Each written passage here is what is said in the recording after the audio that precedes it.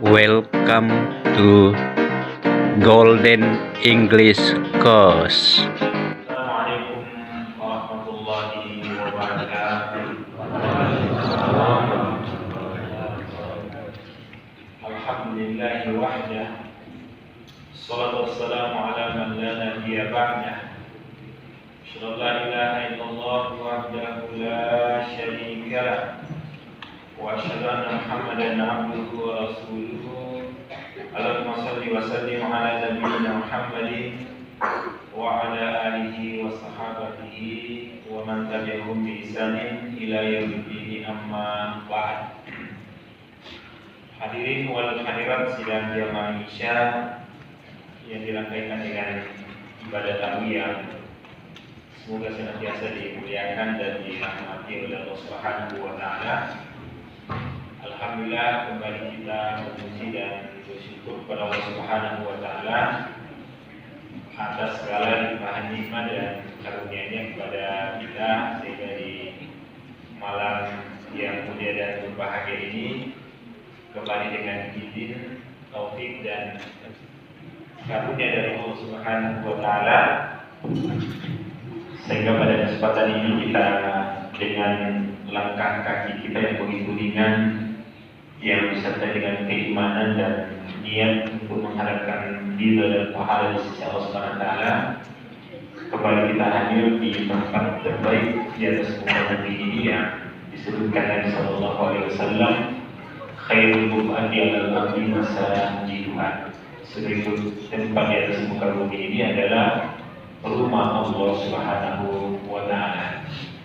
Salam serta salawat kepada Nabi Muhammad sallallahu alaihi wasallam, pada keluarga beliau, para sahabat, tabi'in, atau tabi'in, dan pada kita yang pada kesempatan ini hadir untuk kembali melanjutkan proyek kita di muka bumi ini, yaitu menghambakan diri kita kepada Allah Subhanahu wa taala. Karena begitulah hakikat kita hadir di atas muka bumi ini adalah semata-mata untuk beribadah kepada Allah Subhanahu wa taala, yang kemudian dengannya di hari perjumpaan dengan Allah Subhanahu wa taala mendapatkan balasan yang terbaik di sisi Allah Subhanahu wa taala. Hadirin sidang jemaah tamu yang sangat dimuliakan oleh Allah Subhanahu wa taala, pada kesempatan yang mulia ini saya akan mencoba mengangkat sebuah potongan ayat untuk kita sama-sama tadabburi maknanya. Karena Al-Quran ini adalah petunjuk kita, dan Ramadan adalah syahrul Quran, bulannya Al-Quran. Bahkan Nabi Sallallahu Alaihi Wasallam di bulan Ramadan itu 2 kali didatangi Jibril untuk saling mentadabburi, saling mengulang-ulangi bacaan Al-Quran, dan saling memberikan faedah pelajaran dari ayat-ayat Allah Subhanahu wa taala. Potongan ayat ini ada dalam surah Al-Baqarah ayat 148. Firman Allah Subhanahu wa taala, "Fastabiqul khairat." Berlomba-lombalah kalian dalam kebaikan. Dan ayat ini secara umum adalah merupakan sebuah motivasi bagi kita untuk membangkitkan semangat dalam diri kita untuk senantiasa berlomba-lomba dalam ketaatan dan berlomba-lomba untuk mendekatkan diri kita kepada Allah Subhanahu wa taala. Karena mau tidak mau kita akan bertemu dengan Allah Subhanahu wa taala dalam 2 keadaan. Dalam keadaan diridhoi dan disambut oleh Allah Subhanahu wa taala, apakah yang kedua dalam keadaan dimurkai oleh Allah Subhanahu wa taala. Dan mudah-mudahan Allah memilih kita pada poin yang pertama dan menjauhkan kita sejauh-jauhnya daripada poin yang kedua tadi, itu dimurkai. Maka ada beberapa tadabbur dari ayat kita ini. Yang pertama, fastabiqul khairat. Ayat ayat ini sebenarnya menjelaskan tentang perubahan kiblat yang tadinya ke Baitul Maqdis atau Masjid Al-Aqsa, kemudian diarahkan ke arah Mekah, Masjidil Haram. Waktu itu Nabi Sallallahu Alaihi Wasallam dan para sahabat di Madinah, ya di Madinah. Dan beberapa kali Nabi Sallallahu Alaihi Wasallam berharap bahkan menengadahkan wajahnya ke langit agar diberikan oleh Allah Subhanahu Wa Taala keutamaan untuk memalingkan arah kiblat ke arah Masjidil Haram. Karena Masjidil Aqsa itu merupakan kiblatnya waktu itu orang Yahudi dan Nasrani sekaligus ya umat Nabi Sallallahu Alaihi Wasallam. Maka turunlah perintah ini dalam ayat yang kita baca tadi. Wa likulli wijhatun huwa muwaddiha fastabiqul khairat aynama ya takunu ya'tikumullahu jami'an innallaha bikulli syai'in qadir. Setiap umat itu ada kiblatnya masing-masing untuk mengarah ketika salat. Maka hendaklah fastabiqul khairat, untuk segera berlomba-lomba dalam kebaikan. Artinya ketika turun perintah itu, para sahabat itu dianjurkan untuk segera memutar arah kiblatnya. Kalau saya tidak salah, sementara salat asar turun ayat itu, maka yang tadi yang mengarah ke arah yang selatan, karena itu di kota Madinah, negeri Palestina atau Al-Aqsa itu ke arah selatan, maka balik ke arah utara. Ya, waktu itu ke arah utara, balik ke arah selatan. Ini yang pertama, bahwa bagaimana seorang yang beriman itu ketika sudah diperintahkan oleh Allah Subhanahu Wa Taala pada satu perkara, maka tidak ada pilihan bagi mereka kecuali mereka mengatakan, ya sami'na wa ata'na, kami dengar dan kami taati, tanpa menunggu. Ya mungkin kalau kita sekalian nanti sudah di salat asar sekalian, ya nanti tidak seterusnya. Tapi ketika orang-orang beriman mengetahui bahwa inilah kebenaran, maka mereka langsung merespon dengan respon cepat tanpa menunggu dan menunda pelaksanaan tersebut. Dan inilah bentuk pengagungan kepada Allah dan bentuk pengagungan kepada syariat Allah Subhanahu wa Ta'ala. Kemudian yang kedua, ayat ini disebutkan fastabiqul khairat, berlomba-lomba dalam kebaikan. Yang namanya lomba itu, berlomba itu ingin unggul dari yang lain. Ya, ingin unggul dari yang lain. Maka perintah ini menunjukkan bagaimana kita sebagai seorang muslim, seorang yang beriman, untuk senantiasa berlomba-lomba dalam kebaikan dan menjadi hamba-hamba yang tidak ketinggalan dalam perlombaan tersebut. Makanya seorang ulama yaitu Wahab bin Al-Wardi mengatakan, "Idza stata'ta alla yusabiquka ila Allahi ahadun faf'al." Ketika Anda mampu untuk tidak ada seorang pun yang bisa melompaimu dalam kebaikan, maka lakukanlah itu.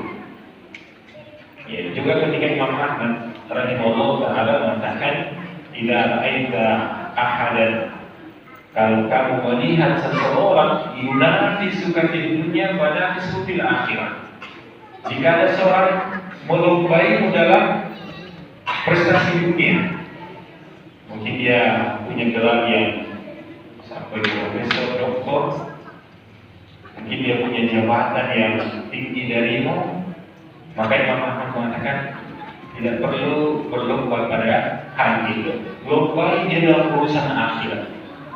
Kenapa? Karena perlombaan dunia itu pialanya menyakitkan. Apa itu sakaratul maut? Kematian. Itu pialanya, itu yang dikejar. Tapi finishnya adalah dan batu sabaina saifan, yang ada disebutkan sakaratul maut itu rasa sakitnya itu seperti 70 tusukan pedang. Ya, itu hadiahnya bagi orang berlomba di dunia. Adapun orang yang berlomba dalam kebaikan, ketaatan kepada Allah, mendekatkan diri kepada Allah Subhanahu wa Ta'ala, maka balasannya adalah surga. Dan tentunya inilah ya harapan kita kepada Allah Subhanahu wa Ta'ala dalam kehidupan kita. Kemudian yang di antara tanda ayat ini, Allah Subhanahu wa Ta'ala sebutkan fastabiqul khairat, berlomba dalam kebaikan. Seharusnya kalau kita berpikir fastabiqul jihad, berlomba kalian untuk merubah arah kiblat ke Masjidil Haram. Begitu maksud ayat ini. Kenapa disebutkan khairat di sini, bukan kiblat disebut di sini? Karena tentunya apapun keadaan orang beriman itu semuanya adalah kebaikan demi kebaikan. Semuanya adalah kebaikan. Kita menghadap ke Masjidil Haram itu adalah kebaikan. Kita berada di masjid itu adalah kebaikan. Kita di rumah kita dengan adab-adab yang sesuai dengan petunjuk Al-Quran dan hadis Nabi itu adalah kebaikan. Makanya dalam hadis Nabi Sallallahu Alaihi Wasallam disebutkan ajaban di ahli mukmin, sungguh menakjubkan urusan seorang mukmin. Fa inna amrahu kulluhu khair, karena semua urusannya adalah kebaikan semua. Mereka makan dapat pahala karena dilakukan dengan cara-cara yang dicontohkan Nabi, maka dengan tangan kanan baca bismillah, duduk dengan baik. Mereka tidur, mereka dapat pahala karena ketika mereka tidur baca doa dulu, kemudian berniat untuk bisa cepat bangun menunaikan beberapa rakaat saat sebelum subuh dan seterusnya. Mereka berbicara, mereka dapat kebaikan karena berbicara mereka terkontrol. Ya, tidak menggibah, tidak berdusta, tidak menyakiti, tidak menzalimi dan seterusnya.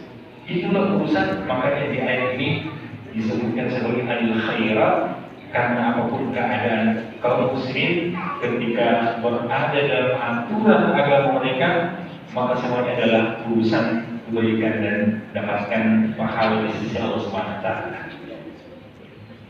Kemudian di antara tanda ayat ini adalah fastabiqul khairat, menunjukkan bahwa semangat seorang mukmin itu adalah senantiasa berlomba dalam kebaikan, bukan berarti bahwa mereka baru start. Ayat ini menjelaskan bahwa seorang mukmin dalam kehidupannya itu sudah berjalan amal-amal soleh mereka, namun pada titik-titik tertentu ada penambahan kecepatan. Ya, ada penambahan kecepatan. Di Ramadan misalnya, di luar Ramadan kita membaca Al-Quran, ya misalnya per hari 1 lembar misalnya. Di Ramadan, ya 2 lembar, 3 lembar, 4 lembar dan seterusnya. Di luar Ramadan, sholat rawatib mereka itu ya 10 rakaat, 12 rakaat. Di luar Ramadan ditambah karena ada sholat tarawih lagi dan seterusnya.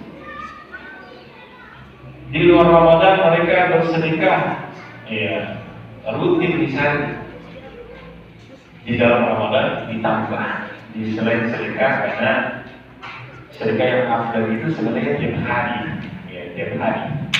Karena malaikat diutus oleh Allah, ada 2 malaikat setiap hari berdoa pagi hari. Dengan doanya yang cukup membuat kita ya di satu sisi gembira, di satu sisi cemas juga karena doanya tidak main-main.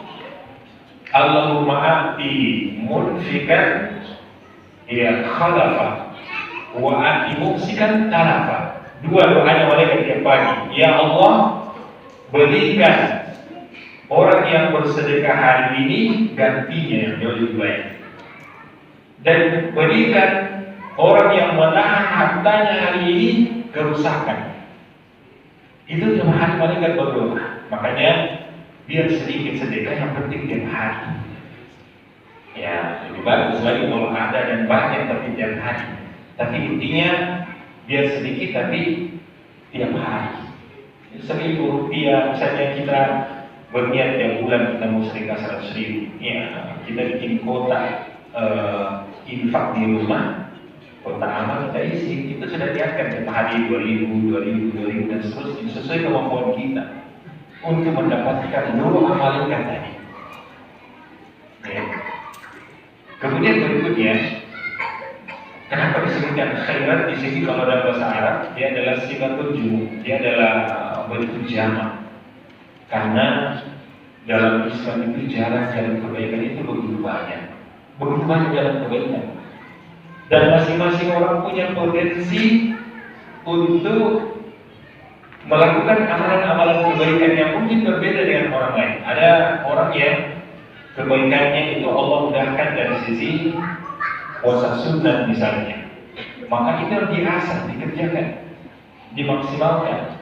Ada yang diberikan oleh Allah kelebihan kuat berdoa, itu yang diasah dan dipertahankan. Ada yang kuat, ya, misalnya salat sunnah, ada yang kuat bersedekah, ada yang kuat menolong orang lain dan seterusnya. Maka setiap manusia itu ada potensinya, sehingga ya kata Nabi Sallallahu Alaihi Wasallam, "I'malu fa kullun muyassarun lima khuliqa lahu."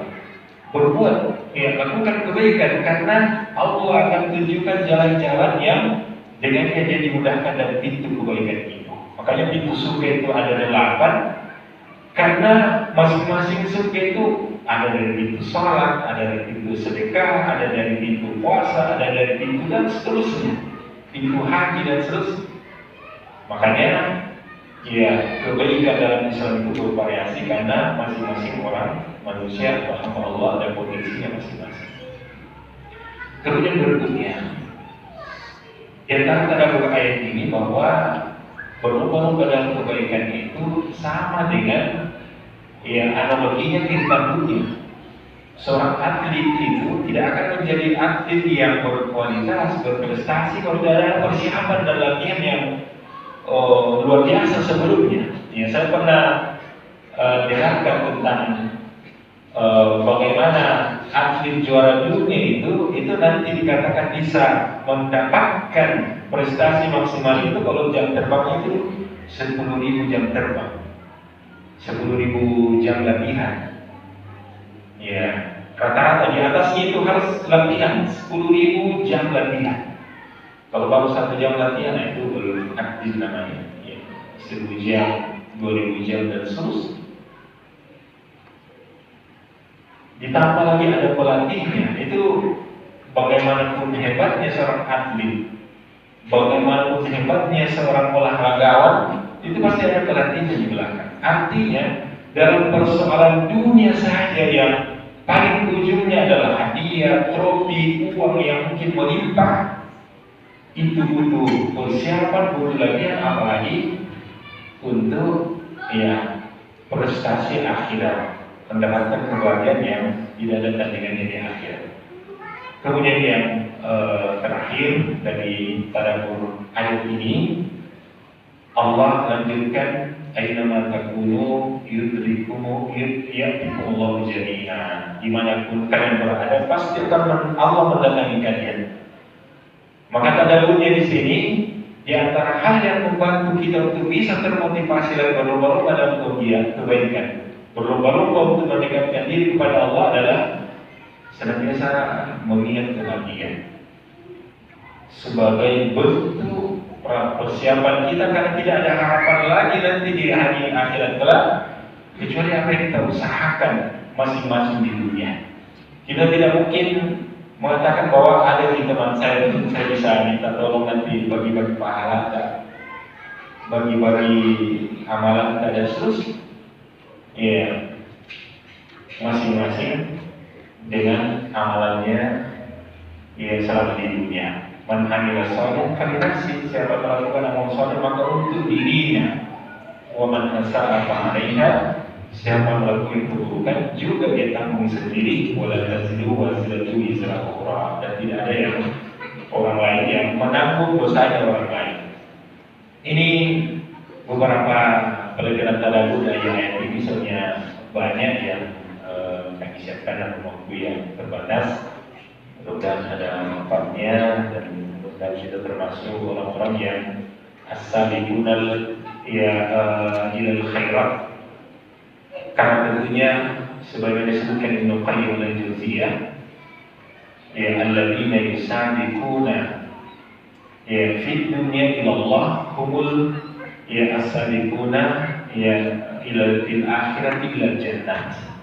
Kata Ibnu Qayyim, orang-orang yang dahulu di dunia berlomba-lomba dalam kebaikan, berlomba-lomba dalam amal soleh untuk mendekatkan diri mereka kepada Allah, maka mereka lah orang-orang yang dikedepankan nanti di akhirat untuk masuk ke dalam surga Allah Subhanahu wa taala. Sebagaimana dalam Al-Qur'an, was-sabiquna as-sabiqun ulaikal muqarrabun fi jannatin na'im. Orang-orang yang berlomba-lomba di dunia dahulu dengan kebaikan dan amal soleh, mereka lah yang akan didekatkan kepada Allah. Pertama didekatkan dengan pintu surga, kemudian dipersilahkan masuk di awal-awal ya ketika pintu surga sudah dibuka. Mudah-mudahan juga termasuk yang disebutkan dalam ayat ini, orang-orang berlomba di dunia dan berlomba-lomba nanti di awal-awal saf di negeri akhirat kelak masuk ke dalam surga Allah SWT.